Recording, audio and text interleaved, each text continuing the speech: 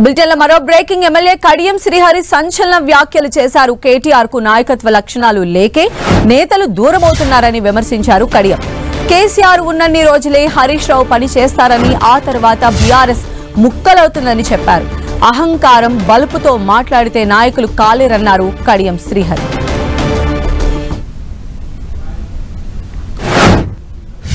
అసలు కేటీఆర్ యొక్క నాయకత్వం పైన పలు సందేహాలు వస్తున్నాయి. కేటీఆర్ నాయకత్వము సరిపోదు అను, కేటీఆర్ నాయకత్వంలో పని చేయలేమనే కదా నీ చెల్లి దూరమైంది. నీ నాయకత్వం పైన నమ్మకం లేదనే కదా హరీష్ రావు గారు బాధపడుతున్నారు.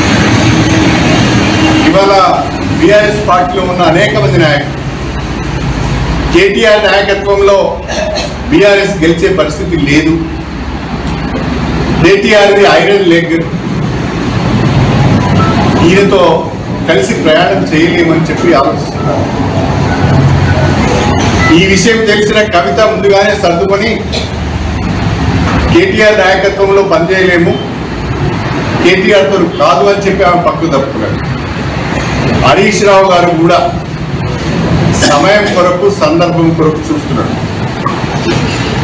ఆయన ఏ రోజు ఆయనకు కూడా కేటీఆర్ నాయకత్వం పైన నమ్మకం లేదు. కేసీఆర్ ఉన్నాడు కాబట్టి ఆపుతున్నాడు. కేసీఆర్ ఉన్న రోజు మాత్రమే ఆయన కేటీఆర్ నాయకత్వంలో పనిచేస్తున్నాడు. తర్వాత ఆయన దారి ఆయన చూసుకుంటాడు. ఆ తర్వాత బీఆర్ఎస్ ముక్కలు చెక్కలేదు. నీ పార్టీని సరిదిద్దుకోలేక, నీ కుటుంబాన్ని సరిదిద్దుకోలేక